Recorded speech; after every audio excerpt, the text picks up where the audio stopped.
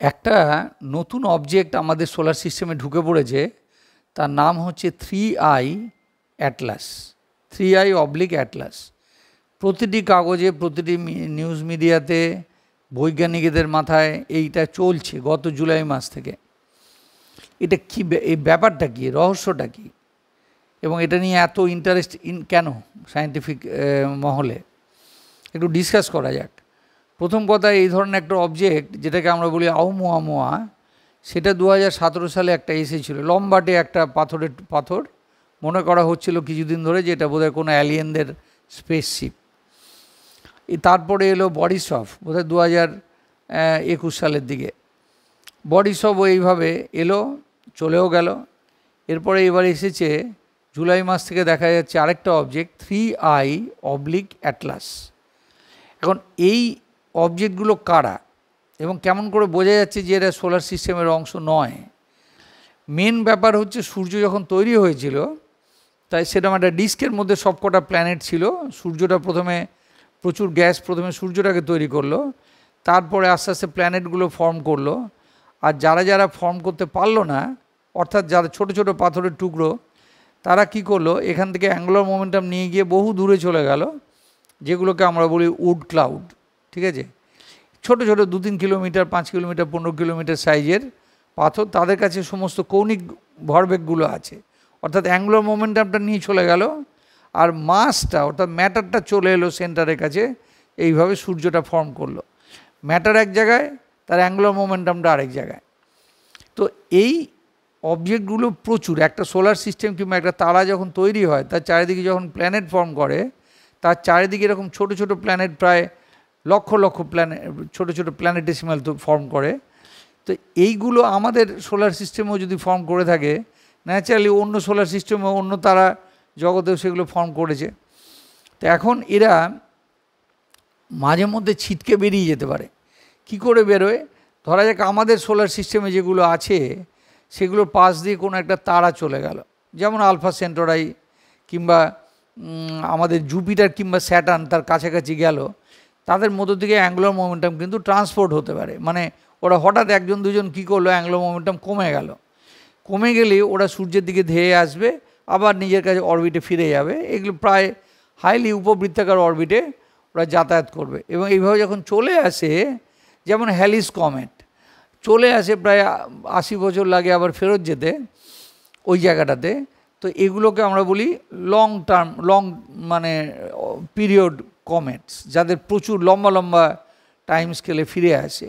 তাদের লেজ হয় যেমন জলের, ওয়াটার আইসের লেজ হয়, লম্বা লেজ যখন সূর্যের কাছে থাকে, আবার লেজটা আস্তে আস্তে সেপারেট হয়ে যায়, এবং ও যখন ফিরে যায় আগের থেকে মাস কমে যায়, কারণ খানিকটা জলীয় বাষ্প, খানিকটা বরফ জলীয় বাষ্প হয়ে উঠে গেছে।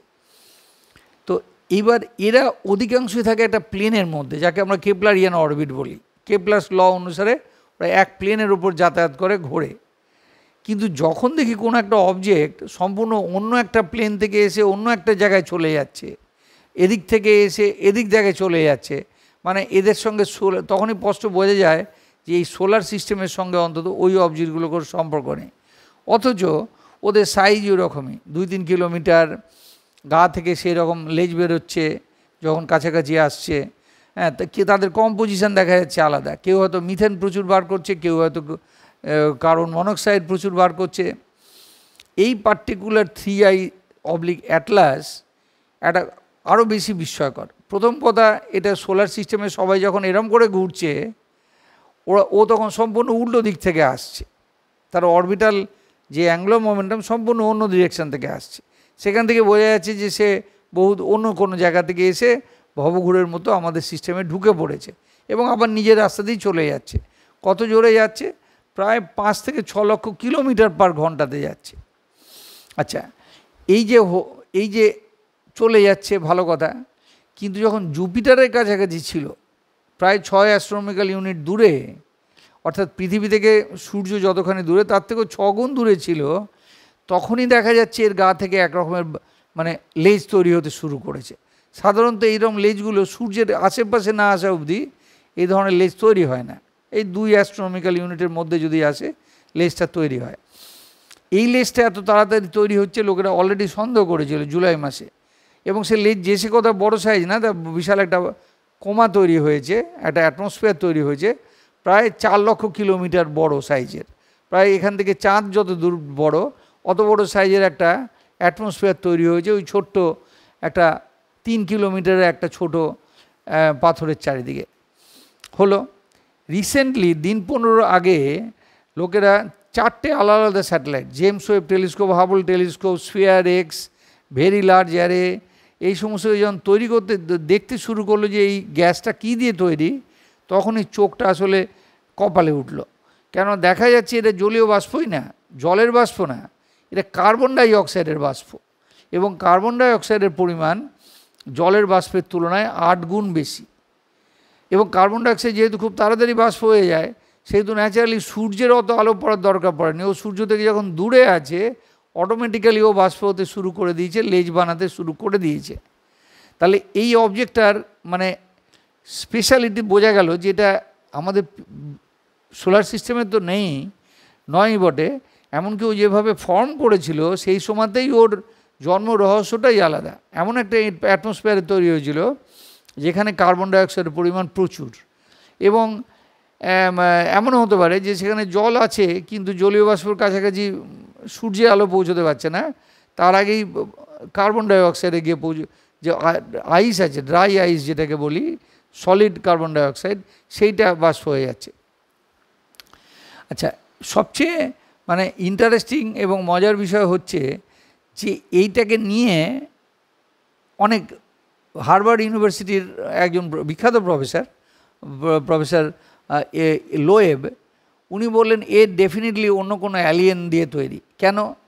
যে দেখা যাচ্ছে অরবিটটা এমন ইন্টারেস্টিং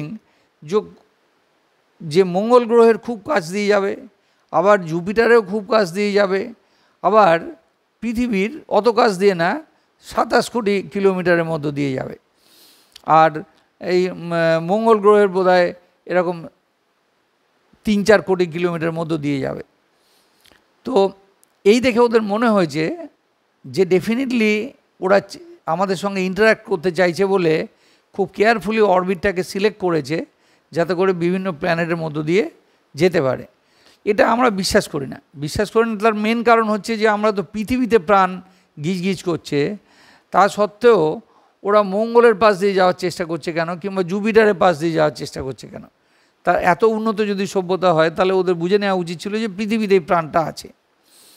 এখন এই গল্পটা এত সোজা না, কারণ এটা হয়তো এমন জায়গা থেকে আসছে যে যখন ওরা শুরু করেছিল তখন দেখছিল যে মঙ্গলে হয়তো প্রাণ আছে, কিন্তু যতক্ষণে এসে পৌঁছলো ততক্ষণে মঙ্গলের প্রাণ সব শেষ হয়ে গেছে, পৃথিবীতে প্রাণ গিজগিজ করছে। হতেই পারে, কিন্তু যখন দেখতে যাচ্ছি যে কোন ট্র্যাজেক্টরিটাকে যখন ব্যাক করা হচ্ছে, দেখা যাচ্ছে যে প্রায় 700 কোটি বছর আগে আমাদের যে গ্যালাক্সি আছে মিল্কি ওয়ে, তার সেন্টারের কাছাকাছি এটা সৃষ্টি হয়েছিল। অর্থাৎ আমাদের সোলার সিস্টেম তৈরি হয়েছিল প্রায় 460 কোটি বছর আগে, তারও প্রায় 240 কোটি বছর আগে কিন্তু এই অবজেক্টটা তৈরি হয়েছিল। অর্থাৎ এটা একটা টাইম ক্যাপসুলের মতো আমাদের গ্যালাক্সির বেশ পুরনো খবর, পুরনো সময়কার কম্পোজিশনকে আমাদের সামনে দিয়ে নিয়ে যাচ্ছে। এটা একটা বিশাল রেয়ার একটা ঘটনা।